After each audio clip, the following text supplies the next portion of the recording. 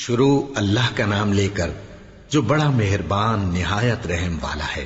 بے شک ایمان والے کامیاب ہو گئے جو نماز میں عجز و نیاز کرتے ہیں اور جو بیہودہ باتوں سے منہ موڑے رہتے ہیں اور جو زکوٰۃ ادا کرتے ہیں اور جو اپنی شرم گاہوں کی حفاظت کرتے ہیں مگر اپنی بیویوں سے یا کنیزوں سے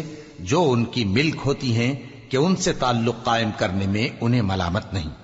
اور جو ان کے سوا اوروں کے طالب ہوں وہ اللہ کی مقرر کی ہوئی حد سے نکل جانے والے ہیں،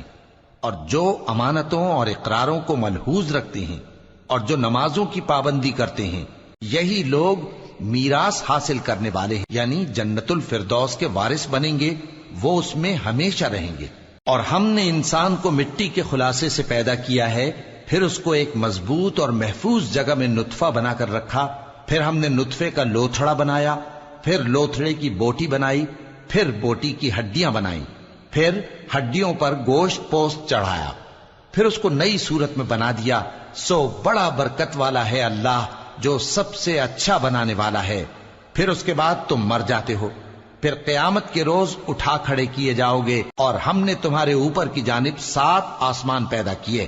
اور ہم خلقت سے غافل نہیں ہیں۔ اور ہم ہی نے آسمان سے ایک اندازے کے ساتھ پانی برسایا، پھر اس کو زمین میں ٹھہرا دیا، اور ہم اس کے نابود کر دینے پر بھی قادر ہیں۔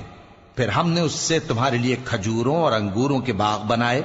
ان میں تمہارے لیے بہت سے میوے ہوتے ہیں اور ان میں سے تم کھاتے ہو۔ اور وہ درخت بھی ہم ہی نے پیدا کیا جو طور سینا کے دامن میں ہوتا ہے، یعنی زیتون کا درخت کہ کھانے کے لیے روغن اور سالن لیے ہوئے اگتا ہے۔ اور تمہارے لیے چوپایوں میں بھی عبرت ہے کہ جو ان کے پیٹوں میں ہے اس سے ہم تمہیں دودھ پلاتے ہیں، اور تمہارے لیے ان میں اور بھی بہت سے فائدے ہیں، اور بعض کو تم کھاتے بھی ہو، اور ان پر اور کشتیوں پر تم سواری بھی کرتے ہو۔ اور ہم نے نوح کو ان کی قوم کی طرف بھیجا تو انہوں نے ان سے کہا کہ اے قوم، اللہ ہی کی عبادت کرو، اس کے سوا تمہارا کوئی معبود نہیں، تو کیا تم ڈرتے نہیں؟ اس پر ان کی قوم کے سردار جو کافر تھے کہنے لگے